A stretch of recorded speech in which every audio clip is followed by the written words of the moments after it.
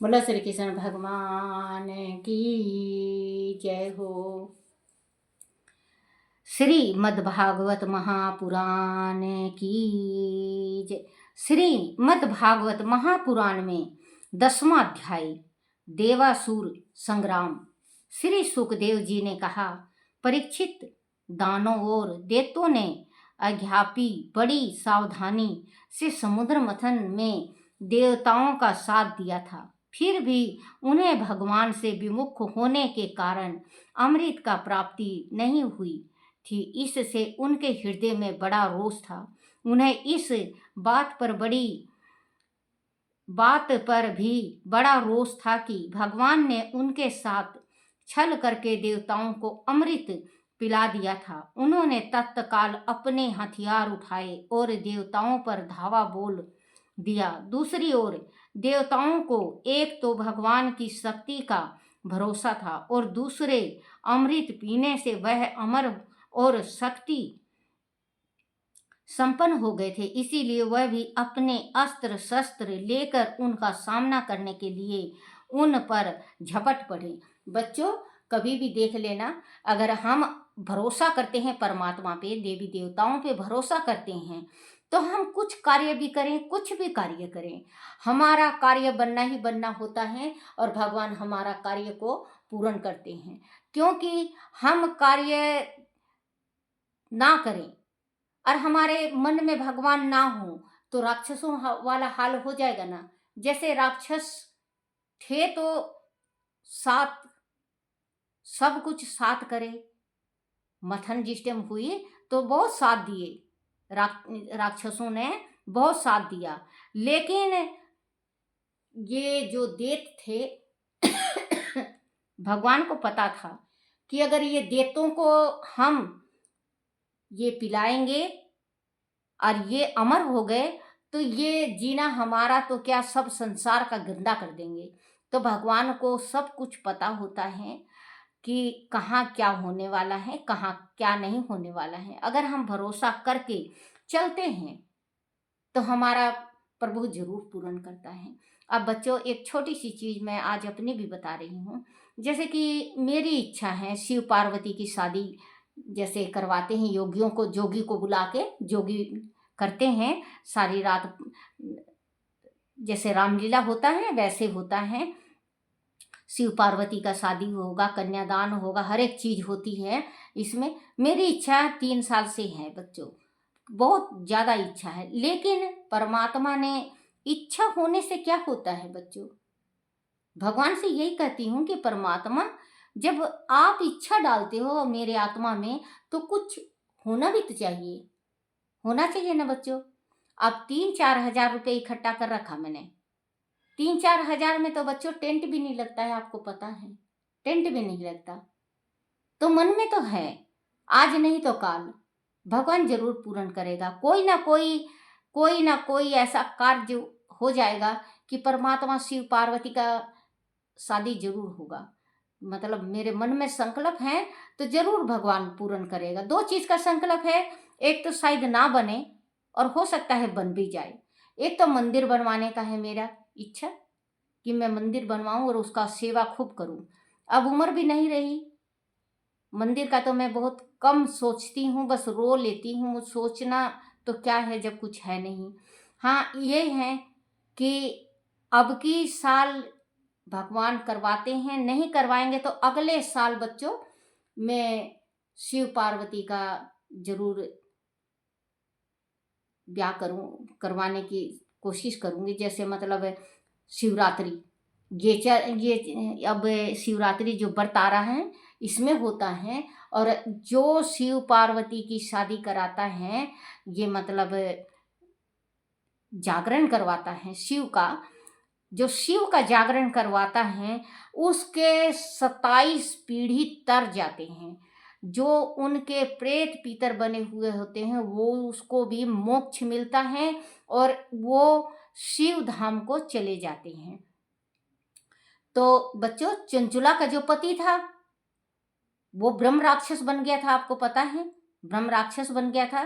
चंचुला भी गलत थी लेकिन शिव जी की भक्तन बनी वो और शरीर त्यागी शिवलोक को गई, पार्वती की सहेली बनी, माँ पार्वती की, और अपने पति का उद्धार करवाया उसने। तो कहते हैं, एक जो मैं डाल रही हूं अभी, श्रीमद् भागवत महापुराण, इसको बच्चों अगर आप घर में भी पढ़ते हो, घर में पढ़ने की तो बात छोड़ो, अगर आप घर में रखते भी हो तो प्रेत बाधा कभी नहीं तंग करेगा, प्रेत बाधा कभी भी तंग नहीं करता उसका। और जैसे मैं अभी पढ़ के सुना रही हूँ आपको, और आप सुन भी रहे हो, आप सुन भी रहे हो, तो आपके घर में प्रेत बाधा कभी तंग नहीं करेगा, कईयन हजारों साल तक प्रेत बाधा तंग नहीं करेगा। जिसके घर में एक दफे भागवत संपट भागवत हो जाता है, जिसके घर में, उसके घर में 27 पीढ़ी तक पितर उनको तंग नहीं करते, और 27 पीढ़ी के पितर तक तर जाते हैं, वो सीधे बैकुंठ धाम चले जाते हैं। तो बच्चों, आप जरूर लाओ अपने घर में। इसमें लिखा हुआ है, पहले भी पढ़ के सुनाई मैं आपको, 1 अध्याय, 2 अध्याय, 4 अध्याय, 10 अध्याय शिव पुराण और श्री भागवत महापुराण आप अपने घर में जरूर रखो, और समय मिले तो जरूर एक आध चौपाई जरूर पढ़ा करो, क्योंकि इसको पढ़ने से बच्चों हमारी बुद्धि श्रेष्ठ होती है, हमारे घर में माँ लक्ष्मी का वास होता है, क्योंकि विष्णु भगवान का होता है, कृष्ण का, माँ लक्ष्मी को आना ही पड़ता है। तो जरूर बच्चों, अगर आपके पास समर्थ हैं, बच्चों अगर आपके पास समर्थ हैं, तो आप शिव पार्वती की एक दफ़े जागरण जरूर करा, बहुत अच्छा लगेगा और बहुत ही ज़्यादा पुण्य मिलेगा। मेरे पास तो गुंजाइश नहीं है, मन तो करता है लेकिन करवा नहीं सकती। 3-4 जहरा में तो क्या बच्चों, टेंट भी नहीं लगता। मन में है, अब की नहीं तो अब की सही, अब की नहीं तो अब की सही, और अब नहीं नहीं अब की जन्म में नहीं होगा तो देखी जाएगी, भगवान अगर याद रहेगा। अगर मानव जन्म मिला तो कोई ज़रूरी तो है नहीं कि अब की मानव जन्म मिला है अगले बार भी मानव जन्म मिलेगा, जैसा करने करेंगे वैसा फल मिल जाएगा। पिछली करने का तो अब ये फल मिला, और अब की करने का फल आगे देखो। किसी कहते हैं मरे बिना स्वर्ग दिखता नहीं, और मरने के बाद पिछला याद रहता नहीं, पिछला याद नहीं रहता। कृष्ण भगवान ने कहा है, कईयन युगों तक तुम और मैं साथ थे, तुम और मैं साथ थे, मुझे याद है तुम भूल गए। क्योंकि मानव का शरीर जो होता है, पिछले जन्म में 6 महीना तक तो उसे उसके स्मृति रहती है, याद रहता है उसको कि मैं क्या था। 6 महीना के बाद जैसे ही नमक मुंह में गया, वैसे ही सब कुछ भुला देगा, सब कुछ भूल जाएगा। 6 महीना तक याद रहता है, ना बच्चा बोल सकता ना वो बता सकता, उसको पूरा ध्यान रहेगा 6 महीना पहले मैं क्या था। तो बच्चों, वही कहते हैं भगवान श्री कृष्ण कि हमने तो तुम्हें याद नहीं, नर और नारायण, तुम नर थे और मैं नारायण, तपस्या किए हैं हम दोनों, नर और नारायण ने। तो बच्चों, अगर आपके पास है, थोड़ा मोड़ा दान पुण्य जरूर किया करो। ये ना हो, अब मैं सोचती हूँ बच्चों, कभी मेरे पास भी था, उस टाइम अगर करवा लेती तो आज मन में मेरे त्रास नहीं होता। चलो कोई बात नहीं, प्रभु की इच्छा है। लेकर उनका सामना करने के लिए उन पर झपट पड़े। परीक्षित, क्षीर सागर के तट पर बड़ा ही रोमांचकारी और भयानक युद्ध प्रारंभ हो गया। देवताओं और देवताओं की यह घमासान लड़ाई देवासुर संग्राम के नाम से जानी जाती है। दोनों ही एक दूसरे के कट्टर शत्रु हो रहे थे, और अनेक अस्त्र शस्त्रों से परस पर चोट पहुंचा रहे थे। उस समय रंग बिरंगी पताकाओं श्वेत निर्मल छात्रों चवरों और आयु से उड़ते रंग बिखेरेंगे दुपट्टों पगड़ी कलंकी कवच आभूषण तथा सूर्य की किरणों से चमकते हुए शस्त्रों से युक्त देवताओं और असुरों की सेनाएं ऐसी शोभामान हो रही थी मानो जल जंतुओं से भरे हुए दो महासागर लहरा रहे हों। उस समय शास्त्रों की झनकार टकराहट शंखों तुरही मृदंग नगाड़े और रुओं का प्रबल नगाड़े और डमरुओं का प्रबल शोर आकाश को गुंजा रहा था। दैत्यदानों की हुंकारों और एक दूसरे को ललकारने के गंभीर शब्द बादलों की गड़गड़ाहट से प्रतीत हो रहे थे। रथों की गड़गड़ाहट, घोड़ों की हिनहिनाहट, हाथियों की चिंगाड़ और पैदल सेना का कोलाहल भयानक रूप से उभर रहा था। राजा बलि की एक हुंकार पर हजारों हजार राक्षस अपनी जान देने को उतारू थे। वह सभी अमृत का झगड़ा ना मिलने से बेहद क्रोध भर कर मत वाले हो रहे थे और मारने पर उतारू थे।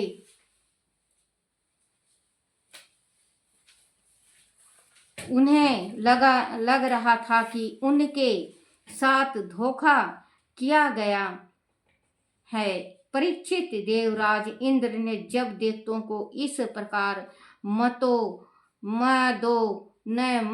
होकर युद्ध करते देखा तो उसे बड़ा क्रोध आया। वह भी अपनी देव सेना और दिग्गज लोकपालों के साथ उन पर प्रचंड वेग से टूट पड़ा। बच्चों देखो, अमृत का सवाल है। वैसे तीर्थ प्रयागराज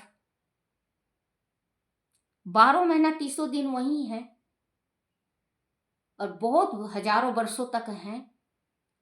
लेकिन ये कुंभ में जो भगवान के हाथों से एक बूंद, जिस धरती पे एक बूंद गिरी थी, वहां ये गंगा जमुना गोदावरी संगम, वहीं पे ये गंगा जमुना गोदावरी, क्योंकि गंगा जमुना सरस्वती कलो गोदावरी कलो बात एक ही है, तो ये संगम है। तो अब ये बहुत साल के बाद तीर्थ कुंभ का आया तो इसमें बच्चों दुनिया देखो, एक बात ये सोचो, आप सोचो, ये तो एक बूंद था, एक बूंद गिरा है तो आधी दुनिया वहां पे टूट पड़ी। और अगर पूरा पीने को मिल जाता, देखो बच्चों माफ करना, जो हकीकत है वो ही बताऊंगी मैं। अभी भी उस टाइम तो बच्चों राक्षस थे तो लड़ाई होनी थी। अब अगर पीने को मिल जाए, हम राक्षस तो नहीं है, हम भारत देश के वासी हैं, हम राक्षस नहीं हैं, हमारे में सोच समझ सब कुछ है। राक्षस बुद्धि में नहीं हुआ करता, वो क्या किया करते उनको पता नहीं चला करता, लेकिन हम सब सोच समझ सकते हैं। बच्चों अगर कोई कह दे, अब भी कोई कह दे कि भगवान विष्णु मोहनी का रूप धारण करके अमृत बांट रहे हैं, तो बच्चों आप यकीन मानो, सॉरी बच्चों माफ करना, मेरा जला हुआ जीभ थोड़ा पलट जाता है।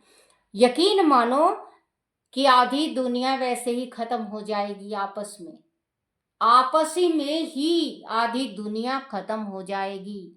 वो कहेगा मुझे, वो कहेगा मुझे, क्योंकि राक्षसी बुद्धि मानव में आना ही आना हो जाएगा। अगर कोई कहता है एक बूंद के वास्ते तो दुनिया इतना मर मिटी, दुनिया मर मिटी। उस जगह पे कभी युद्ध हुआ था और उस जगह पे अभी भी 2-3 घटनाएं ऐसी हुई कुंभ में जो बहुत ही जनों की स्वर्गवास हुई, बहुत जने मरे और बहुत जने घायल भी हैं और बहुत जनों की अभी कंडीशन बहुत खराब है। तो एक बात ये बताओ बच्चों, एक बूंद गिरा तो ये हाल है। अगर विष्णु भगवान स्वयं आ जाए तो क्या हाल होगा। दुनिया जो अपना पूरा परिवार कुत्ता बिल्ली लेके सब वहीं पे विराजमान हो जाएंगे, अपने कुत्ते बिल्ली को भी पिलाएंगे, भैंस बकरी भेड़ सबको पिलाएंगे, कहेंगे सब अमर हो जाना चाहिए। लेकिन परमात्मा ने बहुत ही अच्छा, मैं तो देखो बच्चों आए दफे मैं कहती हूँ कि परमात्मा ने बहुत अच्छा कार्य किया, बहुत अच्छा कार्य किया, जो कि अपने हाथ में जग की डोरी ले रखा है, जग को नहीं दिया। अगर जग को दे देता परमात्मा, ओहो, फिर तो कोई जी नहीं पाता। अगर कोई रोटी खाता हुआ भी किसी को कोई देख लेता ना तो रोटी को लूट लेता। भगवान का दिल देखो, अथाह दिल दरिया भगवान का मिलेगा और किसी का नहीं मिलेगा, संसार में किसी का भी नहीं मिलेगा। देखो बच्चों, हकीकत होता है और सच बोलती हूं मैं। मान लो अगर आपने किसी को कुछ दे दिया, किसी को कुछ दान कर दिया, आज वो गरीब है, मैं दुनिया का सच बताती हूँ बच्चों, आज वो आपने किसी को दे दिया या मैं आज गरीब हूं, आपने मेरी मदद कर दी और भगवान ने कल मुझे अमीर बना दिया, तो जिसने दिया है ना बच्चों, जिसने भी दिया है वो ताना ही से मार देगा उस बंदे को, ताना दे दे के मार देगा उसको। हाँ देख रखा, आज से 10 साल पहले भीख मांग रहा था, मैंने दिया था तो तुम्हारे घर में चूल्हा जला था, आज क्या सेखी बगा रहा है तू, हमारे टुकड़ों पे पला हुआ है। अरे बच्चों ये सोचो कि तुम्हारे हाथ से उसका पुण्य लेना था, उसको देना, आपको पुण्य मिलना था और उसको उसका काम चलना था। एहसान मत भूलो बच्चों। देखो मैं ये जरूर कहूंगी कि एहसान मत भूलो, उस बंदे का एहसान मत भूलो जिसने इस काबिल बनाया है आपको, जो कि दाल रोटी आपके घर में सुख से खा रही हो, उसका एहसान कभी मत भूल लो। लेकिन आपने अगर एहसान किया है, आपने एहसान किया है तो आप उस एहसान को ऊपर मत उठाओ, नहीं तो नरक के कुंड में चले जाओगे आप। आपने दान देके बहुत अच्छा किया है, किसी की मदद करके बहुत अच्छा किया है, बहुत अच्छा काम किया है। लेकिन बच्चों आप उसको उजागर मत करना, कि ताना मत देना, वो घमंड और बिरथा दान हो जाएगा कि हाँ हाँ देख रखा है आपको मैंने दिया था।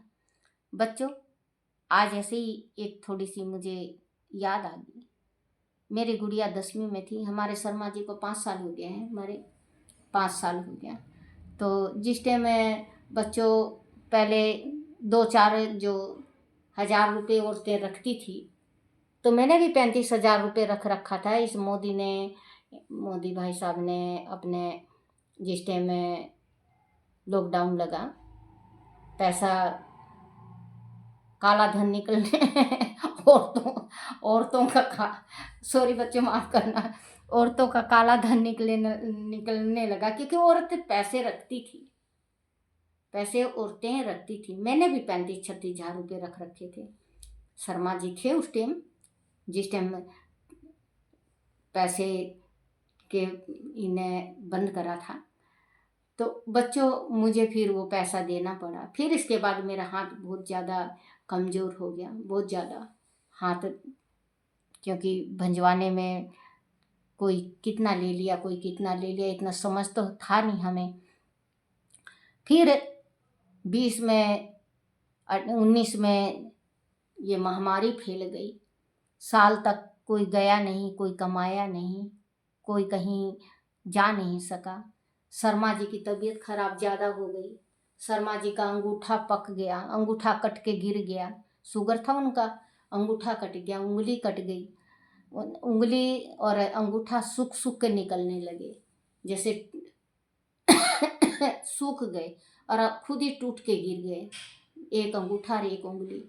उनका शुगर इतना ज़्यादा हो गया था, और यहाँ टखने तक है, मतलब एड़ी तक खराब हो गई थी पैर।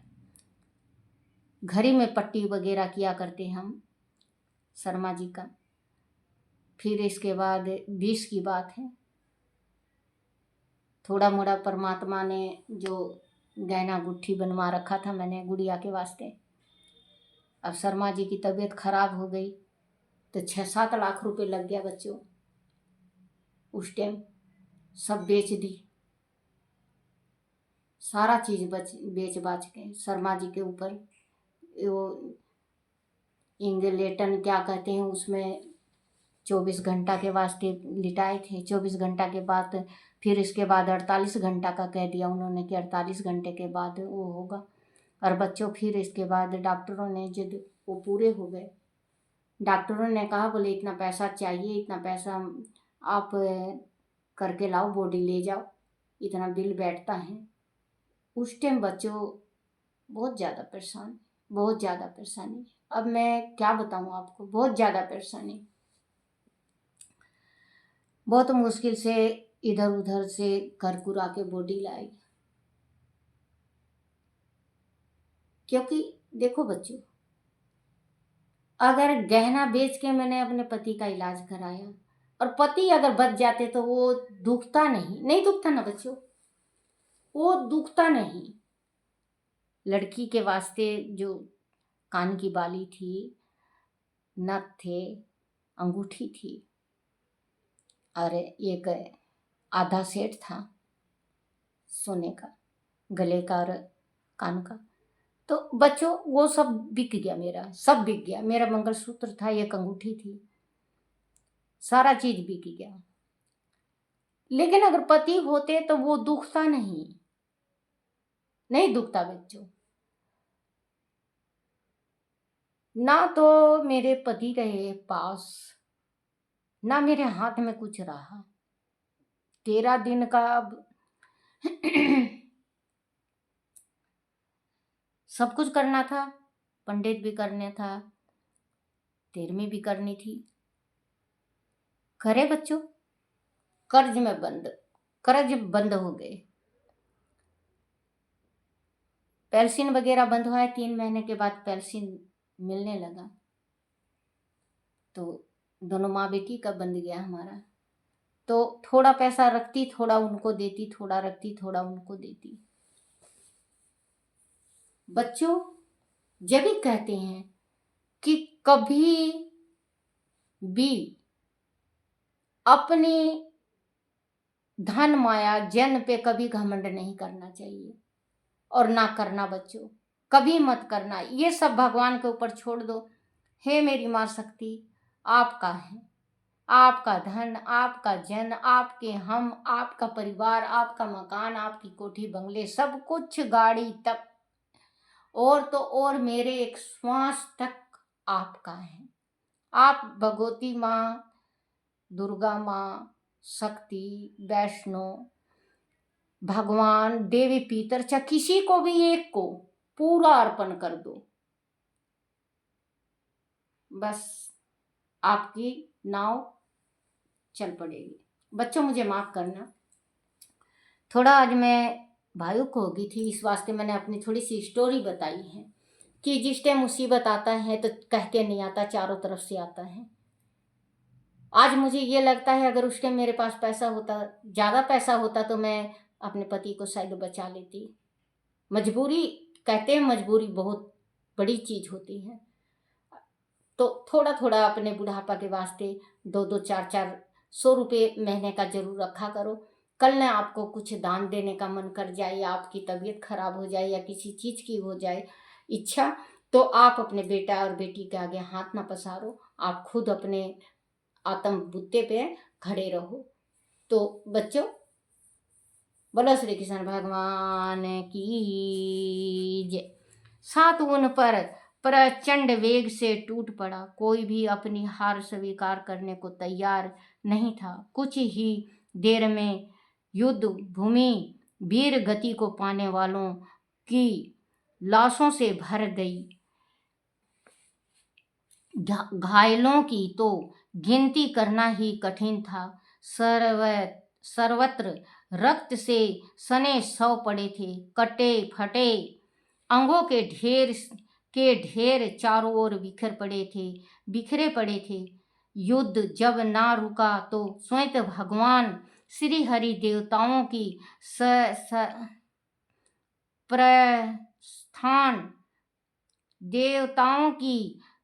स्थान पर वह गरुड़ पर सवार होकर आए, और उनके सुदर्शन चक्र ने वह भारी तबाही मचाई। उससे घबरा कर दैत्य अपनी अपनी जान बचाकर वहां से भागने लगे। उन्हें भागते देख भगवान वापस अपने लोक लौट गए। बोलो श्री कृष्ण भगवान की जय हो। श्री कृष्ण गोविंद हरे मुरारी, हे नाथ नारायण वासुदेवाय। बोलो श्री कृष्ण भगवान की जय। अपने अपने माता पिता की जय, अपने अपने गुरुदेव महाराज की जय। श्रीमद् भागवत महापुराण की जय हो।